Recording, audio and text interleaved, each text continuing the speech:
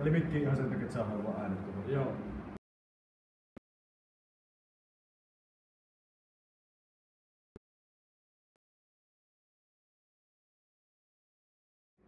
Puoliväli erien ensimmäinen osaottelu Maaningan Mahdin ja Akavolleen välillä on juuri päättynyt ja lopulta sitten voiton korjasi kotijoukkueen Mahti erin 3-2.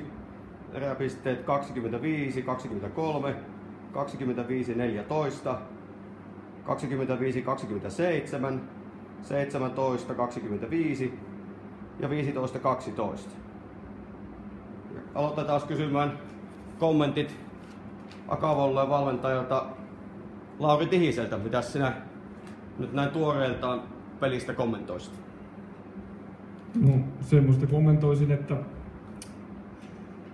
oltiin 2 erää aika heikolla asenteella tänään pelissä ja onneksi saatiin käännettyä sitten vähän pelin suuntaa 3 viimeiseen erään. No mistä arvelet, että ottelun alun nihkeys teidän osalta johtui? Olen vain valmentaja, en medio. Että en tiedä. Joo, se oli kyllä kieltämättä semmoista. Mahti pelasi aika vapautuneesti ja sai syötellä teidän vastaanottoa ehkä vähän siinä alussa rikki. Mahti pääsi jopa kolmannessakin erässä ottelupallotilanteeseen 24-22, niin vaan taas sitten tikkari vetästiin suusta ja saitte omaa peliä siinä sitten mukavasti vähän käyntiin ja vapautumaan, ja sitten se neljäs erä olikin sitten taas ihan puhtaasti teidän näytöstä. 5. erä tietysti tämmönen lottoerä ratkee aika pitkälle alkuun, jossa Mahti sai pienen kaulan ja sillä sitten pääsi otteluvoittoon. Luuletko, että oma joukkueesi jotenkin lähti liian rennon mieli tähän otteluun? Minkälainen etukäteiskeskustelu teillä oli päivän pelistä? No tuskinpa rennolla mielellä lähdettiin, että meillä oli kumminkin tappioita tuossa alla, että ne melkein tämän kauden tappioita oli tuossa alla, että ei mikään rentomieli varmasti ollut kyllä.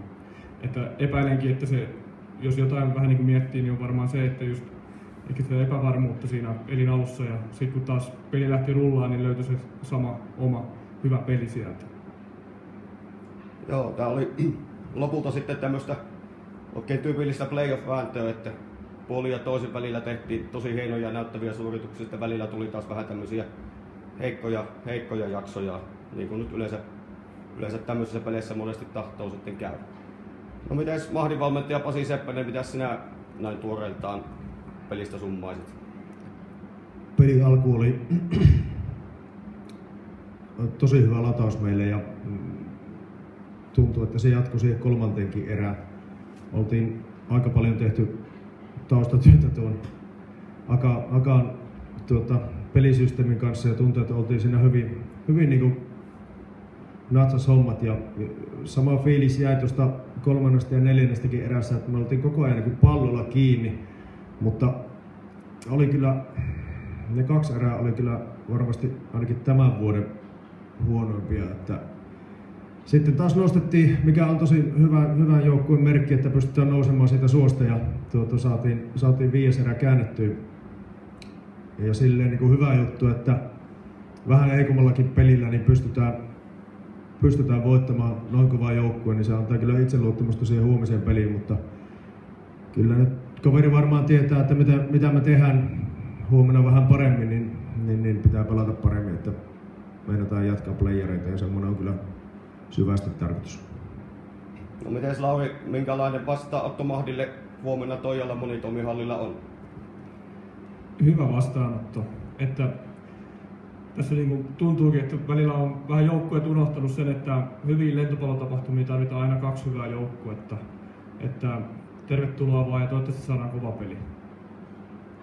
Hyvä vastaanotto. Ja tämä on hienoa oli, että päästiin mekin mukaan vähän tähän peliin, niin tästä tuli hieno tapahtuma.